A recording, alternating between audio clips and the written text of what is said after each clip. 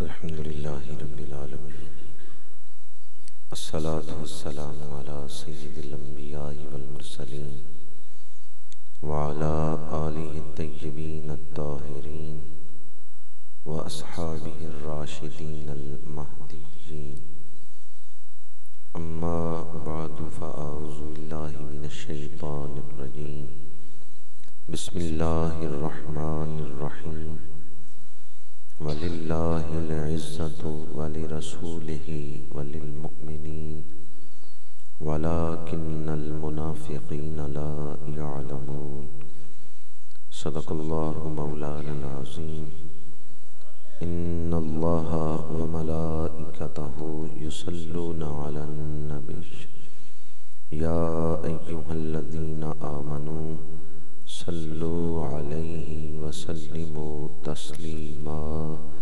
الصلاة والسلام علیکہ یا رسول اللہ وعلی آلکہ واصحابکہ یا حبیب اللہ الصلاة والسلام علیکہ یا خطیب الانبیاء والمرسلین وعلی آلکہ واصحابکہ یا رحمتا للعالمین زینت مسند صدارت بہار آل سنت مجاہد ملت حضرت قبلہ قاضی محمود احمد صاحب نقشبندی مجددی زیدہ مجدہ مجاہد اسلام قرۃ عیون صلحاء حضرت مولانا حافظ محمد اصغر صاحب زیدہ مجدہ فخر آل سنت حضرت مولانا ناصر رضا صاحب انتہائی قابل احترام مہمانان ذی وقار برادران اسلام حاضرین و سامعین، اللہ کریم کا شکر ہے جس نے اس سعادت افروز بصیرت نواز محفل میں حاضری کی توفیق عطا فرمائی ہے۔ آج دو نسبتیں ہیں اس محفل پاک کی، ایک تو ربیع الاول شریف میں درس قرآن ہے اور دوسرا عرس پاک کی نسبت ہے۔ دعا ہے کہ خالق کائنات زینت الاصفیاء حضرت قبلہ قاضی منظور احمد صاحب رحمت اللہ تعالی علیہ کے درجات کو بلندیاں عطا فرمائے۔ میں نے خطبہ کے دوران میلاد شریف اور عرس پاک ان دونوں نسبتوں کو سامنے رکھتے ہوئے سورہ منافقون کی ایک آیہ مبارکہ تلاوت کرنے کا شرف حاصل کیا ہے۔ اس آیت میں اللہ کریم نے عزت کا ذکر فرمایا ہے، وَلِلَّهِ الْعِزَّةُ، ساری عزتیں اللہ کے لیے ہیں۔ اللہ عزتوں کا خالق ہے، اللہ عزتوں کا مالک ہے، ساری عزتیں اللہ ہی کے لیے ہیں اور وہی عزتوں کا خالق ہے۔ ہمارے ہاں بچہ پیدا ہوتا ہے تو ہم اس کے کان میں اذان کہتے ہیں، کوئی مسلمان فوت ہوتا ہے تو دفنانے سے پہلے 4 تکبیریں کہتے ہیں۔ مسلمان کی زندگی ولادت سے موت تک اللہ کی کبریائی کا اعلان ہے۔ ہم روزانہ 5 دفعہ اذان میں اللہ کی کبریائی کا اعلان کرتے ہیں۔ اللہ بڑی عظمتوں والا ہے اور اللہ بڑی عزتوں والا ہے۔ اللہ کریم نے اپنی عزت کا ذکر کرنے کے بعد اپنے محبوب کا ذکر کیا ہے، وَلِلَّهِ الْعِزَّةُ وَلِرَسُولِهِ، اللہ کے بعد اس کے رسول کی عزت ہے۔ یا صاحب الجمال و یا سید البشر من وجهك المنیر لقد نور القمر لا يمكن الثناء كما كان حقه بعد از خدا بزرگ توئی قصہ مختصر۔ تو اللہ کے بعد سب سے زیادہ عزت کس کی ہے؟ اللہ کے رسول کی۔ سب سے اولا و اعلیٰ ہمارا، سب سے بالا و والا، ملک کونین میں انبیاء تاجدار، تاجداروں کا آقا، ملک کونین میں انبیاء تاجدار، تاجداروں کا آقا ہمارا نبی۔ کوئی آدمی ہاتھ میں اینٹ پکڑ کے کھڑا ہو اور اپنے ہاتھوں سے اینٹ کو توڑ دے تو آپ کہیں گے بڑا بہادر ہے۔ کیا خیال ہے جو ہاتھ سے اینٹ توڑ دے وہ تو بڑا بہادر ہے، اور جو انگلی اٹھا کے چاند دو ٹکڑے کر، آپ نہیں سمجھے میں نے کیا کہا؟ جن کی انگلی میں اتنا زور ہے ان کے پنجے میں کتنا زور ہو، اور جن کا دست اقدس اتنی شان رکھتے ہیں ان کے بازو کی طاقت کیا ہو۔ کوئی اینٹ ہاتھ سے توڑ دے تو آپ کہتے ہیں بڑا بہادر ہے۔ اللہ کے نبی نے تو کوہ صفا پہ کھڑے ہو کے انگشت مبارک اٹھائی ہے، چاند دو ٹکڑے کر دیا۔ حضور کا انگلی اٹھانا اور چاند کا دو ٹکڑے ہو جانا، اللہ نے یہ عزت عطا فرمائی ہے حضور۔ دعا کے لیے ہاتھ اٹھائیں، ڈوبا ہوا سورج پلٹ آئے، اللہ نے حضور کو یہ عزت عطا فرمائی ہے۔ پتھر کو حکم دیں وہ پانی پہ تیرنے لگے، اللہ نے حضور کو یہ عزت عطا فرمائی۔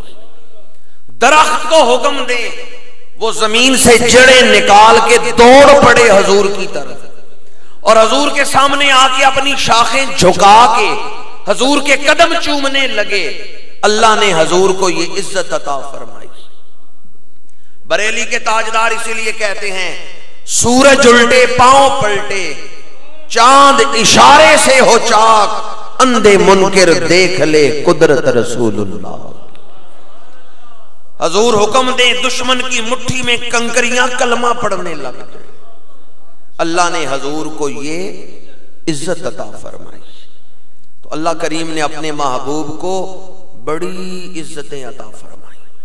اب کتنی عزتیں عطا فرمائی ہیں، ہمارا علم تھوڑا ہے، حضور کی عزتیں وراء الورا، ہماری عقل تھوڑی ہے، حضور کی شانیں وراء الورا۔ میلاد شریف کا مہینہ ہے تو اس مناسبت سے حضور کی چاند ایک عزتیں، چاند ایک عظمتیں بیان کر رہا ہوں۔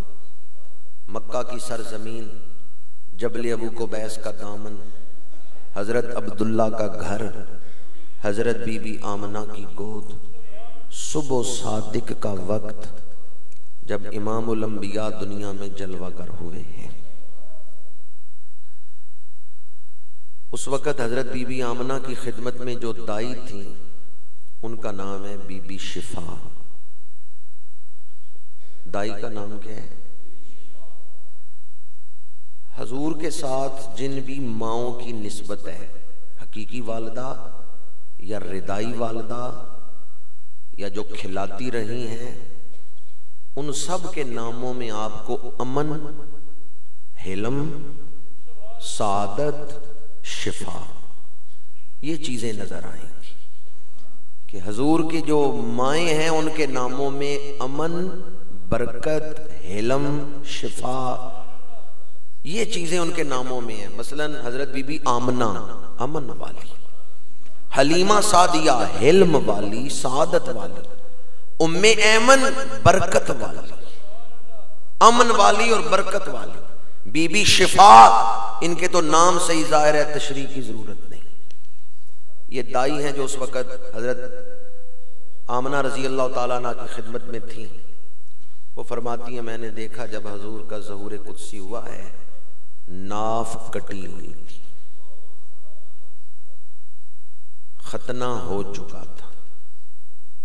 محقق علی الاطلاق شیخ عبدالحق محدث دہلوی رحمت اللہ تعالی علیہ آپ فرماتے ہیں ناف کیوں کٹی ہوئی تھی، ختنہ کیوں ہو چکا تھا؟ اللہ نے حضور کو اپنے وجود کے حسن کی تکمیل میں کسی انسان کا محتاج نہیں بننے دیا۔ کوئی نہیں کہہ سکتا میں نے احسان کیا ہے کہ ناف کاٹی ہے۔ اللہ نے حضور کو اپنے وجود کے حسن کی تکمیل میں کسی انسان کا محتاج نہیں ہونے دیا۔ غیر مقلدین کے پیشوا نواب صدیق حسن خان بھوپالی نے الشمامۃ الانبریاء میں لکھا ہے کہ حضور کی ولادت ہوئی تو ناف کٹی ہوئی تھی، ختنہ ہو چکا تھا۔ تیسری شان، عام بچے پیدا ہوتے ہیں تو ماں کے بدن سے خون لگ جاتا ہے، بچے کو غسل دیا جاتا ہے۔ حضور کی ولادت ہوئی، جسم مبارک پہ ایک قطرہ خون نہیں لگا ہوا، جسم چمک رہا تھا۔ چوتھی شان، آپ کے بدن مبارک سے خوشبو آ رہی تھی۔ بی بی شفا فرماتی ہیں حضور کا ظہور قدسی ہوا، اس گھر میں خوشبوئیں پھیل گئی۔ اللہ نے حضور کے جسم مبارک کو مستقل ذاتی خوشبو عطا فرمائی ہے۔ ویسے حضور نے عطر استعمال کیا ہے، لیکن آپ عطر استعمال کرنے کے محتاج نہیں تھے۔ آپ عطر نہ بھی لگاتے، آپ کے پسینے سے ہی خوشبو آتی تھی۔ پانچویں شان، حضور کی ولادت ہوئی، بال سنورے ہوئے تھے۔ چھٹی شان، آنکھوں میں سرما لگا ہوا تھا۔ میں جب یہ شان بیان کرنا کہ حضور کی ولادت ہوئی تو آنکھوں میں سرما لگا ہوا تھا، تو مجھے حضرت ام معبد رضی اللہ تعالی عنہا کا وہ خطبہ یاد آتا ہے۔ جانتے ہیں نا حضرت ام معبد کون ہے؟ سفر ہجرت میں غار ثور سے اگلے سفر میں کچھ دیر حضور ایک عرب خاتون کے گھر ٹھہرے ہیں جن کی بکری کا دودھ دھویا ہے۔ حضور تو آگے تشریف لے گئے، لیکن اس گھر کے برتن دودھ سے بھرے ہوئے ہیں، خوشبوئیں پھیل گئیں۔ شام کے وقت جب ان کے خامند آئے تو انہوں نے کہا ام معبد کون آیا تھا کہ گھر میں برکت ہی برکت نظر آ رہی ہے، جو برتن اٹھاتا ہوں وہ دودھ سے بھرا ہوا ہے، کون آیا تھا؟ ام معبد کہتی ہیں قسیم وسیم فی عینیہ زعج وفی اشفارہ وطف۔ قسیم وسیم، قسیم کہتے ہیں ایسا خوبصورت کہ جس زاویے سے دیکھیں حسن ہی حسن نظر آئے، گفتار بھی خوبصورت، کردار بھی خوبصورت، رفتار بھی خوبصورت، لب و لہجہ بھی خوبصورت، سیرت بھی خوبصورت۔ بعض لوگ ایسے ہیں صورت خوبصورت ہے، سیرت اچھی نہیں، یا پھر سیرت اچھی ہے، صورت جو ہے وہ مناسب ہے، زیادہ خوبصورت نہیں۔ ام معبد کہتی ہیں قسیم، آج ہمارے گھر وہ آیا تھا جس زاویے سے دیکھیں حسن ہی حسن ہے، کردار بھی خوبصورت ہے، گفتار بھی خوبصورت ہے، رفتار بھی خوبصورت ہے، سیرت بھی اعلیٰ ہے، جس زاویے سے بھی دیکھو کوئی عیب وہاں۔ یہ ہے قسیم۔ دوسرا لفظ بولا وسیم۔ وسیم کسے کہتے ہیں؟ جتنا بھی دیکھ لو طبیعت سیر نہیں ہوتی، دل چاہتا ہے اور دیکھو، اسے کہتے ہیں وسیم۔ بعض حسین ایسے ہوتے ہیں کہ دو چار دفعہ دیکھیں دل رج گیا، بڑا سونا ہے پر دیکھا ہوا ہے۔ جہاں دل رج جائے اسے وسیم نہیں کہتے، وسیم اسے کہتے ہیں جتنا بھی دیکھو اور دیکھنے کو دل چاہے، دل چاہے اور دیکھو۔ حضرت ام معبد کہتی ہیں قسیم وسیم، ایک ایسی حسین شخصیت گزری ہے جنہیں دیکھنے سے آنکھیں بھرتی نہیں۔ فی عینیہ زعج، انہیں سرما لگانے کی ضرورت نہیں، قدرتی طور پہ آنکھوں میں سرما لگا ہوا۔ جو بات حضرت ام معبد نے کی کہ سرما لگانے کی حاجت نہیں، آنکھیں سرمگی ہیں، قدرتی طور پہ سرما لگا ہوا ہے، وہی بات حضرت بی بی شفا نے بیان کی کہ حضور کی ولادت ہوئی، آنکھوں میں سرما لگا ہوا۔ ساتویں شان سیرت حلبیہ میں ہے، حضرت بی بی آمنہ رضی اللہ تعالیٰ عنہا نے حضرت عبد المطلب کو بلایا، حضور کے دادا جان کو، جب حضور کی ولادت ہو چکی ہے، حضرت عبد المطلب آئے تو حضرت بی بی آمنہ نے عرض کیا یا ابا الحارث، اللہ نے آپ کو پوتا عطا کیا ہے لیکن وہ بڑی عجیب شان والے ہیں۔ حضرت عبد المطلب پریشان ہو گئے، ان کا کیا معذور ہے جو آپ کہہ رہی ہیں کہ عجیب ہیں؟ ان کا جسم پورا نہیں؟ حضرت بی بی آمنہ مسکرائی، انہوں نے کہا نہیں، میں عجیب سے یہ مراد نہیں لے رہی، میرا مطلب یہ ہے کہ جب آپ کے پوتے کی ولادت ہوئی ہے تو سر سجدے میں رکھا ہے، جیسے کوئی بڑا آدمی سجدہ کرتا ہے اس طرح انہوں نے سجدہ کیا ہے، اور پھر سجدے سے سر اٹھا کے آسمان کی طرف دیکھا ہے، اور جب سجدے سے سر اٹھا کے آسمان کی طرف دیکھ رہے تھے تو انگشت شہادت کو بلند کیا ہے۔ سیرت حلبیہ میں یہ روایت المواہب اللدنیہ میں ہے۔ شارح بخاری امام احمد بن محمد قسطلانی نے لکھا ہے کہ ولادت کے دن حضور نے انگشت مبارک اٹھا کے اللہ کی توحید کو بیان فرمایا۔ جب ہم یہ شانیں بیان کرتے ہیں نا، ناف کٹی ہوئی، ختنہ ہو چکا، جسم دھلا ہوا، بال سمرے ہوئے، خوشبو آ رہی ہے، آنکھوں میں سرما لگا ہوا ہے، آپ نے سر سجدے میں رکھا ہے، پھر انگشت مبارک اٹھا کے اللہ کی توحید بیان کی ہے، تو بعض لوگ کہتے ہیں ہم کس طرح مانیں کہ یہ ساری روایتیں ٹھیک ہیں؟ اس لیے کہ ایک دن کا بچہ تو شعور نہیں رکھتا، سمجھ نہیں رکھتا، وہ کیسے سجدہ کرے؟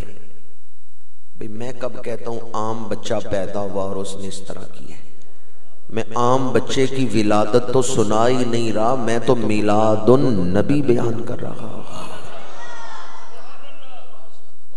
کوئی میں عام بچے کی ولادت بیان کر رہا ہوں؟ کیا بیان ہو رہا ہے؟ میں ان کا ذکر کر رہا ہوں جن کا انتظار حضرت عیسیٰ نے کروایا ہے۔ مبشراً برسول یاتی من بعدی اسمہ احمد۔ میں ان کا ذکر کر رہا ہوں جن کا انتظار پہلے نبی کرواتے رہے کہ وہ بڑی شانوں والا رسول آئے گا، وہ بڑی شانوں والا رسول آئے گا، جن کا انتظار ہو رہا تھا، جب وہ آئے ہیں تو بڑی شانوں کے ساتھ آئے۔ اگر حضور کی شانیں سن کر دل میں وسوسہ آئے بھی عام انسان اس طرح نہیں کر سکتا، تو فوراً توبہ کریں۔ آپ نے حضور کو محض عام انسان سمجھے؟ خلق سے اولیاء، اولیاء سے رسول، اور رسولوں سے اعلیٰ۔ سیرت حلبیہ میں ہے، دائی نے جب حضور کو ہاتھوں پہ اٹھایا تو حضور کو چھینک آئی، اور جب حضور نے چھینک ماری ہے تو بی بی شفا فرماتی ہیں مجھے ایک آواز آئی یرحمک اللہ۔ میں نے دائیں بائیں دیکھا کون بول رہا ہے یرحمک اللہ، مجھے یہ لفظ بولنے والا نظر نہیں آیا۔ اس پر علامہ علی بن برہان الدین حلبی 10ویں صدی کے عظیم محقق، عظیم سیرت نگار، آج کل کون سی صدی ہے؟ 15ویں، تو 10ویں صدی کے عظیم محقق سیرت نگار علی بن برہان الدین حلبی اس روایت پر انہوں نے بحث کی ہے۔ وہ کہتے ہیں حضور کا فرمان ہے، حدیث پاک ہے کہ جب کسی کو چھینک آئے تو وہ پڑھے الحمدللہ، اور سننے والا کہے، چھینک مارنے والے نے کیا پڑھنا ہے؟ الحمدللہ، سننے والے نے یرحمک اللہ۔ پھر حضور نے فرمایا اگر چھینکنے والا الحمدللہ نہ کہے تو سننے والا یرحمک اللہ بھی نہیں کہے گا۔ اس پر صاحب سیرت حلبیہ نے خلیفہ منصور کا ایک واقعہ لکھا ہے۔ عباسی خلیفہ ہو گزرا ہے خلیفہ منصور، اسے ایک گورنر سے کچھ شکایات تھیں کہ یہ گورنر لوگوں کی بے جا رعایت کرتا ہے، نرمی کرتا ہے، تو خلیفہ نے بلایا اس گورنر کو جواب طلبی کے لیے۔ گورنر خلیفہ کے سامنے بیٹھا ہوا ہے، خلیفہ کو چھینک آئی، اس نے الحمدللہ نہیں کہا، گورنر نے بھی یرحمک اللہ نہیں کہا۔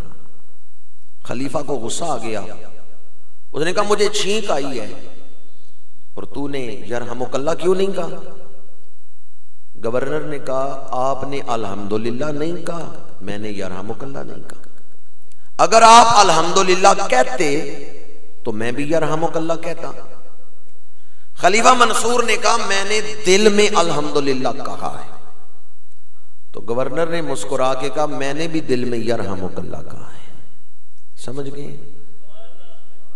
یہ بحث کر کے علامہ علی بن برہان الدین حلوی لکھتے ہیں حدیث میں یہ حکم ہے کہ جو چھینک مارے وہ الحمدللہ کہے گا، سننے والا یرحمک اللہ کہے گا۔ یہ بحث کر کے آپ لکھتے ہیں جب حضور کو چھینک آئی ہے دائی کے ہاتھوں میں، تو اب ایک بات تو یہ یاد رکھیں حضور کے خصائص میں سے ہے آپ الحمدللہ نہ کہیں، کسی حکمت کے تحت خاموش ہو، سننے والا پھر بھی یرحمک اللہ کہے گا۔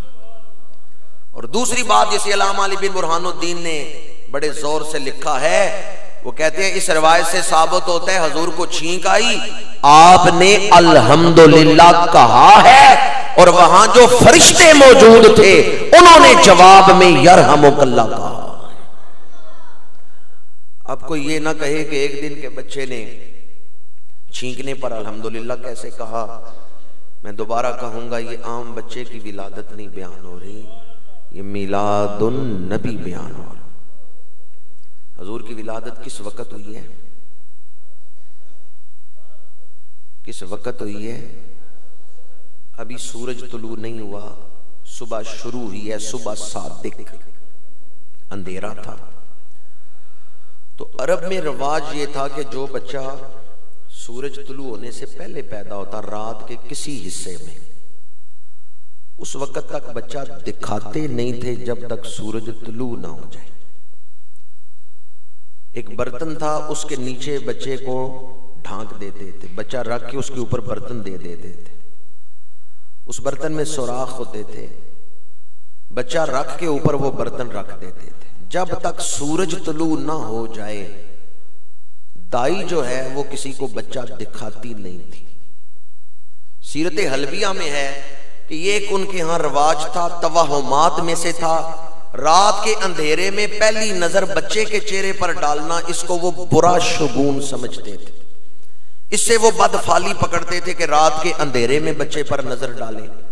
تو جب سورج طلوع ہوتا تھا پھر دائی بچہ دکھاتی تھی۔ اس رسم اس رواج کے مطابق دور جاہلیت کے اس توہم کے مطابق حضور کو بستر پہ رکھ کے بی بی شفا نے اوپر وہ برتن رکھا۔ سیرت حلبیہ میں ہے جو ہی حضور کو ڈھانپا، برتن اوپر رکھا، برتن ٹوٹ گیا، برتن ٹوٹ گیا، وہ حضور کے اوپر ٹھہرا نہیں۔ شارحین حدیث لکھتے ہیں یہ اللہ کی طرف سے اعلان تھا، یہ نبی تو دور جاہلیت کے توہمات کو مٹانے کے لیے آیا ہے، یہ دور جاہلیت کے توہمات اور بری رسومات کو مٹانے کے لیے آیا ہے، تم اس پہ برتن نہ رکھو، ان کی حفاظت کرنے والا خود خدا ہے۔ جو ہی وہ برتن ٹوٹا دائی نے دیکھا تو بی بی شفا نے کہا اے آمنہ تمہیں مبارک ہو، تمہارے گھر عام بچہ نہیں پیدا ہوا، اللہ کا نبی پیدا ہوا ہے۔ دائی نے یہ بات کی کہ اے بی بی آمنہ تمہیں مبارک ہو، عام بچہ نہیں تمہارے گھر پیدا ہوا، اللہ کا نبی پیدا ہوا۔ تاریخ اٹھا کے دیکھیں 40 سالوں کے بعد جب ہمارے آقا کریم نے اعلان نبوت فرمایا ہے، دائی اس وقت زندہ تھی، بی بی شفا اس وقت موجود تھی، انہوں نے فوراً کلمہ پڑھ لیا۔ پہلے 40 مسلمانوں میں دائی شامل ہے۔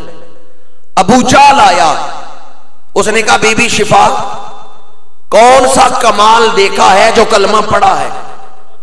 تو حضرت بی بی شفا نے فرمایا او عمر بن حشام چپ کر جا، میں تو انتظار کر رہی تھی یہ کب اپنے نبی ہونے کا اعلان فرمائے، میں نے تو ان کی ولادت کے دن کہہ دیا تھا یہ عام بچہ نہیں پیدا ہوا، یہ اللہ کا نبی پیدا ہوا۔ پہلے 40 مسلمانوں میں دائی کا شامل ہونا اس بات کی دلیل ہے حضور کی ولادت پیغمبرانہ شان کے ساتھ ہوئی ہے۔ حضور کی ولادت پیغمبرانہ شان کے ساتھ ظہور قدسی ہوا ہے۔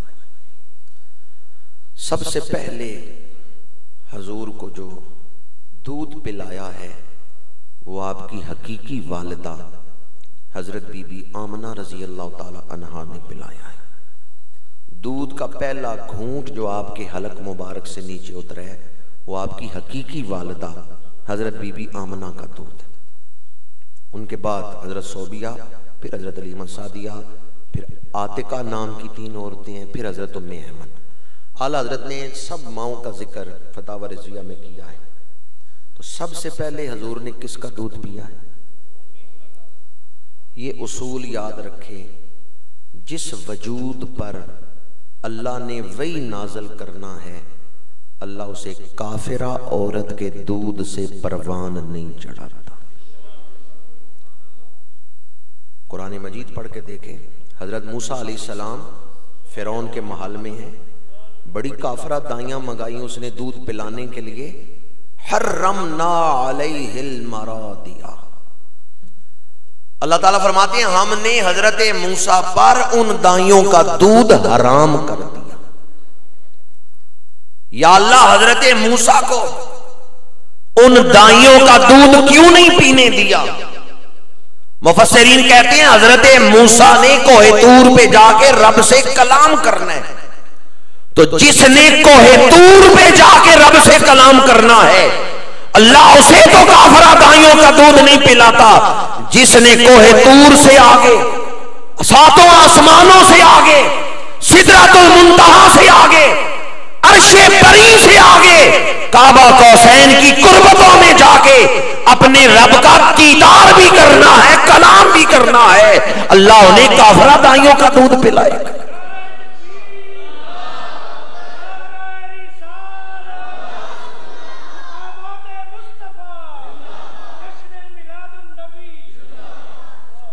حضور کے والدین مومن ہیں اور جنتی ہیں۔ حضرت آدم علیہ السلام سے لے کے حضرت عبداللہ تک جتنے جسموں میں حضور کا نور رہا ہے سارے مومن ہیں اور جنتی ہیں۔ ایک دفعہ محبت سے کہہ سکتے ہیں حضور کے سارے والدین مومن ہیں اور جنتی ہیں۔ حضور کے والدین، میں اس لیے نہیں پڑھوا رہا کہ آپ پڑھیں گے تو کوئی رونق بن جائے گی، میں تو علامہ محمود آلوسی کے قول کو سامنے رکھ کے پڑھا رہا ہوں۔ تفسیر روح المعانی میں ہے، جو حضور کے والدین کا ایمان بیان کرے مرتے دم اسے ایمان نصیب ہوتا ہے۔ آج کے اس درس قرآن کی برکت نزع کے وقت ظاہر ہو اور فرشتے ہماری زبان پہ کلمہ جاری کروا دیں تو پھر یہ وظیفہ پڑھنا کتنا سستا سودا ہے۔ ایک دفعہ جوش محبت کے ساتھ حضور کے والدین کا ایمان بیان کر دیں۔ حضور کے والدین مومن ہیں اور حضور کے والدین مومن ہیں اور آپ سب حضور کے عاشق بیٹھے ہیں، اور عاشق وہی ہوتا ہے جسے محبوب کے دیدار کی خواہش ہو، قرب رسول کی خواہش ہو۔ علامہ جلال الدین سیوطی رحمۃ اللہ تعالی علیہ کو 72 یا 74 مرتبہ جاگتے ہوئے رسول اللہ کا دیدار نصیب ہوا ہے۔ تو علماء لکھتے ہیں اس کی وجہ یہ ہے کہ آپ نے 7 رسالے لکھے ہیں حضور کے والدین کی شان میں۔ آپ کا قلم حضور کے والدین کی شان بیان کر رہے ہیں اور حضور خوش ہو کے اپنا دیدار عطا فرما رہے ہیں۔ حضور کے والدین کا ایمان بیان کرنا یہ زیارت رسول کا وظیفہ ہے۔ آئیں آج شوق سے محبت سے زیارت کا وظیفہ کر لیں، شاید آج رات ہی کسی کو زیارت نصیب ہو جائے۔ حضور کے والدین مومن ہیں اور حضور کے والدین مومن ہیں اور میں اکثر کہتا ہوں جو حضور کی محبت میں روئے وہ بڑا خوش نصیب ہے۔ نعت سنتے ہوئے نعت پڑھتے ہوئے جس کی آنکھوں میں آنسو آ جائیں وہ بڑا خوش نصیب ہے۔ میں اسے بڑا خوش نصیب سمجھتا ہوں جس کی آنکھوں میں یاد رسول کے آنسو ہوں۔ آپ لوگوں کا کیا خیال ہے؟ جو حضور کا ذکر کر کے روئے خوش نصیب ہے یا نہیں ہے؟ اب ذرا دل تھام کے فیصلہ کریں جو حضور کو یاد کر کے روئے وہ تو بڑا خوش نصیب ہے، پر جسے یاد کر کے خود حضور روئیں، جن کا ذکر کر کے خود حضور کی آنکھوں میں آنسو آئیں۔ 1500 صحابہ کے ساتھ میرے آقا کریم حضرت بی بی آمنہ رضی اللہ تعالی عنہا کے مزار مبارک پہ تشریف لے گئے۔ جب قبر انور کے سامنے پہنچے، مسلم شریف کے الفاظ ہیں بکا و ابکا من حولہ، حضور خود بھی روئے ہیں، 1500 صحابہ کو بھی رلا دیا۔ بکا خود روئے و ابکا پھر رلا دیا ہے من حولہ، جو بھی ارد گرد کھڑے تھے۔ ایک صحابی عرض کرتے ہیں یا رسول اللہ اتنا ہم نے آپ کو کبھی روتے ہوئے نہیں دیکھا، اللہ کے رسول آج کیوں اتنا رو رہے ہیں؟ حضور نے فرمایا مجھے وہ وقت یاد آ گیا جب اس پہاڑ پہ میری والدہ کا وصال ہو رہا تھا۔ 6 سال عمر مبارک، حضرت بی بی آمنہ بخار میں ہے، پہاڑ پہ لیٹی ہیں، حضور سرہانے بیٹھے ہیں، ام ایمن وہ رو رہی ہیں۔ بی بی آمنہ فرماتی ہیں ام ایمن کیوں رو رہی ہو؟ ام ایمن کہتی ہیں میں حضور کو دیکھ کے رو رہی ہوں، باپ پہلے فوت ہو چکا ہے، آج ماں بھی دنیا سے جا رہی ہے۔ حضور کی طرف اشارہ کر کے کہتی ہیں میں انہیں دیکھ کے رو رہی ہوں کہ والد پہلے فوت ہو چکا ہے، آج ماں بھی دنیا سے جا رہی ہے۔ حضرت بی بی آمنہ نے لیٹے لیٹے حضور کے چہرے پہ ہاتھ پھیرا، حضور سرانے بیٹھے تھے، حضرت بی بی آمنہ نے لیٹے لیٹے حضور کے رخساروں پہ ہاتھ پھیرا، اور حضور کے رخساروں پہ ہاتھ پھیرتے ہوئے فرمایا جیسا بیٹا میں نے جنم دیا ہے ایسا بیٹا نہیں کسی ماں نے جنم دیا۔ اور بعض روایات میں ہے کہ آپ اٹھ کے بیٹھ گئیں، حضور کو کلاوے میں لیا، سینے سے لگایا اور فرمایا ام ایمن سنو، جو خواب میں نے اپنے بیٹے کی ولادت سے پہلے دیکھے ہیں ان کی روشنی میں میں یہ کہہ رہی ہوں میرا یہ بیٹا اللہ کا آخری نبی بن کے آیا ہے، یہ دنیا کو بتائے گا حلال کیا ہے حرام کیا ہے، جائز کیا ہے ناجائز کیا ہے، نجاست کیا ہے طہارت کیا ہے، یہ دنیا کو گمراہی سے نکال کے دہلیز الوہیت پہ جھکا دے گا۔ میرے اس بیٹے کا ذکر ہمیشہ ہوتا رہے گا، وَذِكْرِي بَاقٍ، اور ساتھ میرا ذکر بھی دنیا میں ہوتا رہے۔ صحیح فرمایا حضرت بی بی پاک نے یا نہیں؟ دنیا میں ذکر ہو رہا ہے یا نہیں؟ کتنی مسجدیں میں نے دیکھی ہیں، مسجد بی بی آمنہ، بچیوں کے کتنے مدرسے میں نے دیکھے ہیں، مدرسہ تو للبنات، نام کیا رکھا ہے سیدہ آمنہ، مدرسہ للبنات۔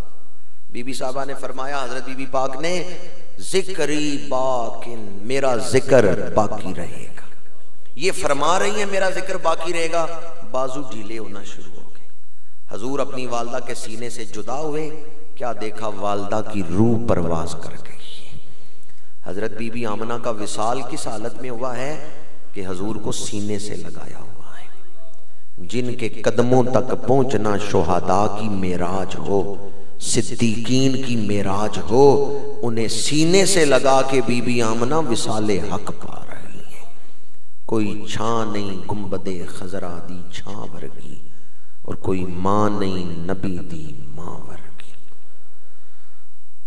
حضور نے سب سے پہلے اپنی حقیقی والدہ حضرت بی بی آمنہ کا دودھ نوش جاں فرمایا ہے، اور اس پر میں نے استدلال کرتے ہوئے آپ کو یہ عقیدہ سمجھایا ہے کہ حضور کے والدین مومن ہیں، حضور کے والدین جنتی ہیں۔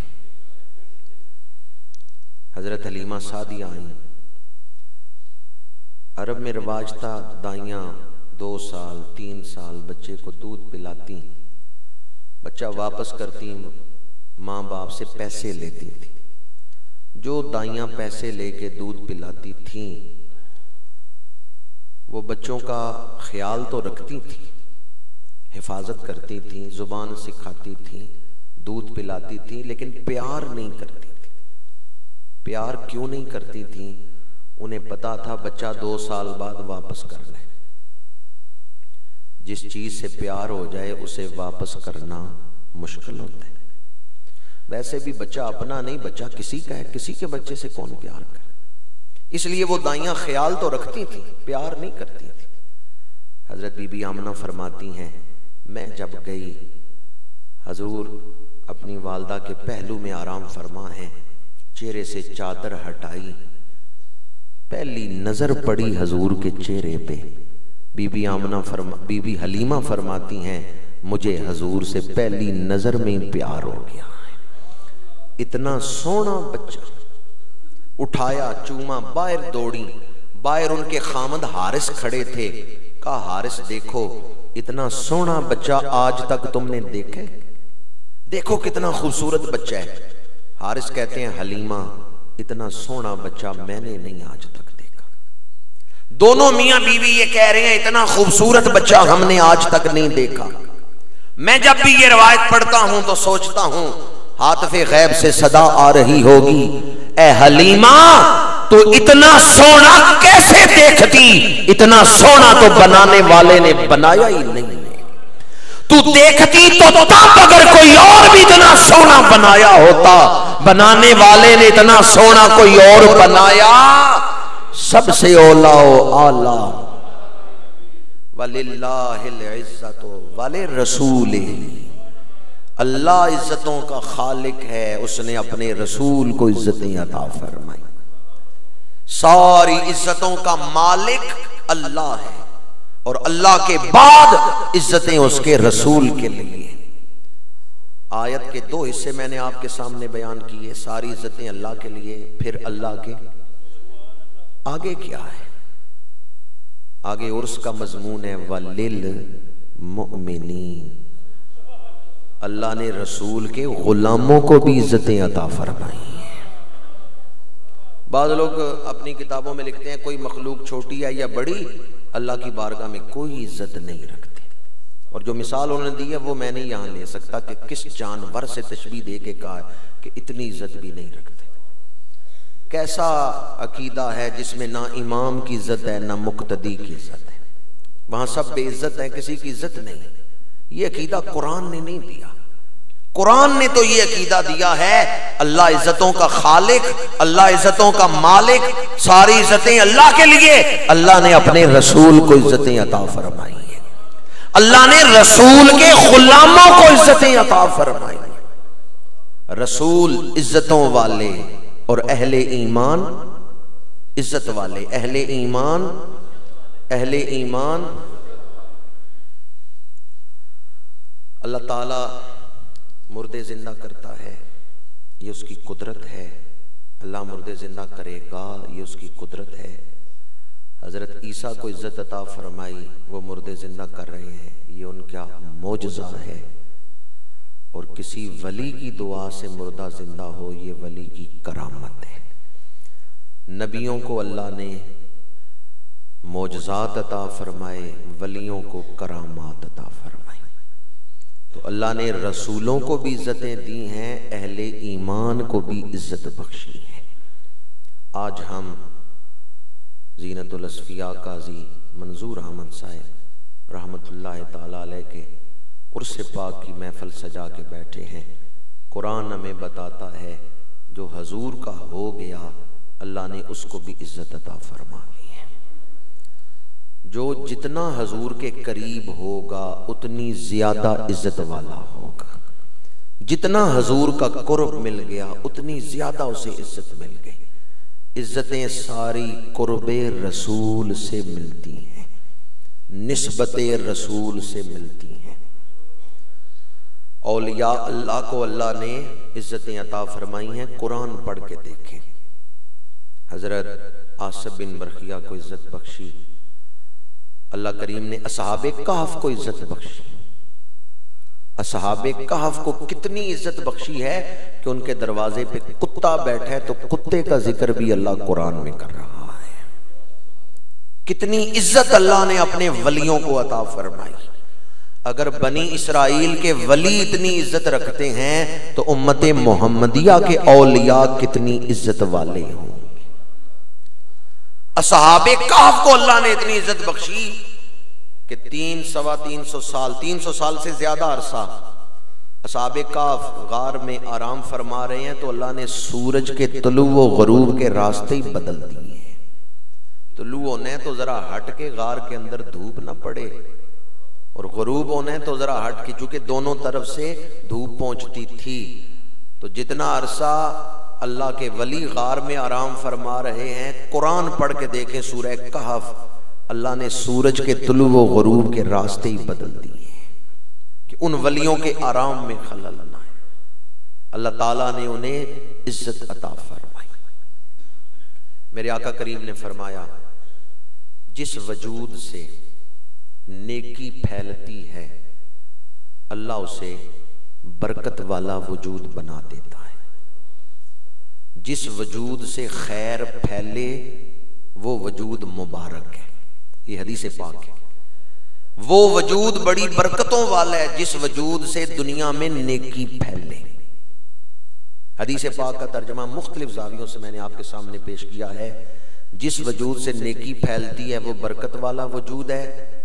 اب وہ بندہ جہاں سے گزرے برکتیں، جہاں بیٹھے برکتیں، دعا کرے تو دعا قبول ہو جاتی ہے، بیماروں کو شفا ملتی ہے، یہ برکتیں ملتی ہیں اس ولی کے وجود سے، چونکہ اس ولی کے وجود سے دنیا میں نیکی پھیل رہی ہے، خیر پھیل رہی ہے۔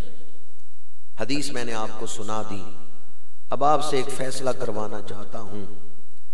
بندے کے وجود سے نیکی پھیلی، وجود بن گیا برکت والا، دنیا میں وہ رہا تو برکت والا وجود، جب فوت ہوا چلا گیا قبر میں، اب وہ قبر بھی برکت کا مرکز بن جائے گی یا نہیں بن جائے گی؟ وہ شرک کے اڈے نہیں، وہ برکت کے مراکز ہیں۔ کیوں؟ مٹی کے اندر جو وجود رکھا گیا ہے یہ وہ وجود ہے جس سے دنیا میں نیکی پھیلتی رہی، جسے اللہ کے رسول نے مبارک وجود قرار دیا ہے۔ وہ وجود دنیا میں چلتا پھرتا رہے تو برکتوں والا، قبر میں لیٹا ہو تو قبر بھی برکتوں والی۔ اہل اللہ کے مزارات برکت کے مراکز ہیں۔ پوچھیں خواجہ معین الدین چشتی اجمیری سے، جو 40 دن حضرت داتا صاحب کے قدموں میں بیٹھے رہے۔ اہل اللہ، اہل ایمان، ان کی تو قبریں بھی عزت والی۔ میرے آقا کریم جنت البقیع تشریف لائے، ایک صحابی نے قبر پہ کونی رکھی ہے، تکیہ بنایا جاتا ہے، میرے آقا کریم نے ناپسند فرمایا، منع فرمایا، یہ آپ قبر کے اوپر بیٹھ سکتے ہیں؟ کسی مومن کی قبر کے اوپر پاس بیٹھ سکتے ہیں لیکن قبر کے اوپر نہیں بیٹھ سکتے۔ قبر کو تکیہ بنانے سے حضور نے منع فرمایا۔ مومن کی تو قبر بھی عزت والی، مومن کی قبر بھی احترام کے لائق ہے، کیونکہ اس میں اللہ کا بندہ لیٹا ہوا ہے، مومن لیٹا ہوا ہے۔ تو مومن جب خود دنیا میں ہوگا تو کتنی عزتوں والا ہوگا۔ اللہ تعالیٰ نے اولیاء کو کرامات عطا فرمائی، انبیاء کو معجزات عطا فرمائے، اللہ نے اپنے بندوں کو بڑی عزتیں عطا فرمائی۔ اب اگر میں وہ کرامات بیان کروں تو دامن وقت میں گنجائش نہیں ہے۔ آپ سب لوگ جانتے ہیں، سنتے رہتے ہیں علماء سے یا پڑھتے رہتے ہیں کتابوں میں کہ اللہ نے اولیاء کو کرامات عطا فرمائی ہیں، یہ اللہ نے انہیں عزت عطا فرمائی ہے، یہ اللہ نے ان کو شان عطا فرمائی ہے۔ ہمارا عقیدہ کسی خود ساختہ عبارت پر مشتمل نہیں ہے یا کسی شخص کا بنایا ہوا عقیدہ نہیں ہے، یہ وہ عقیدہ ہے جو قرآن نے ہمیں دیا ہے۔ اللہ عزتوں کا خالق ہے، اس نے اپنے رسول کو عزتیں عطا کی ہیں اور رسول کے غلاموں کو عزتیں عطا کی۔ بھئی اللہ عزتیں دیتا ہے یا کسی کو نہیں عطا کرتا عزت؟ قل اللہم مالک الملک تؤتی الملک من تشاء وتنزع الملک ممن تشاء وتعز من تشاء وتذل من تشاء۔ اللہ جسے چاہے عزت عطا فرماتا ہے، تو اس نے انبیاء کو بھی عزتیں بخشی ہیں، اولیاء کو بھی عزتیں بخشی ہیں۔ اللہ تعالی ہمیں قرآن سمجھنے کی توفیق عطا فرمائے، دین سمجھنے کی توفیق عطا فرمائے۔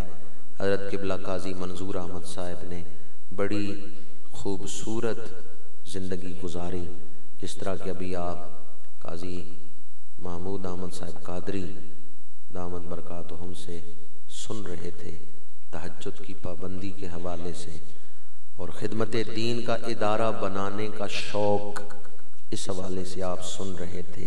میں یہ سمجھتا ہوں کہ حضرت قبلہ قاضی منظور احمد صاحب کا اخلاص ہے جو اوگوکی کی سرزمین پر یہ مدرسہ ثانیہ چل رہا ہے۔ یہ قاضی منظور احمد صاحب کے اخلاص کا ثبوت ہے، یہ ان کی دعاؤں کا ثمر ہے۔ اور دعا گو ہوں کہ جو درخت انہوں نے لگایا اللہ اس کو ہمیشہ پر بہار رکھے، آنے والی نسلوں کے لیے اللہ اس ادارے کو خدمت اسلام کا مرکز بنائے۔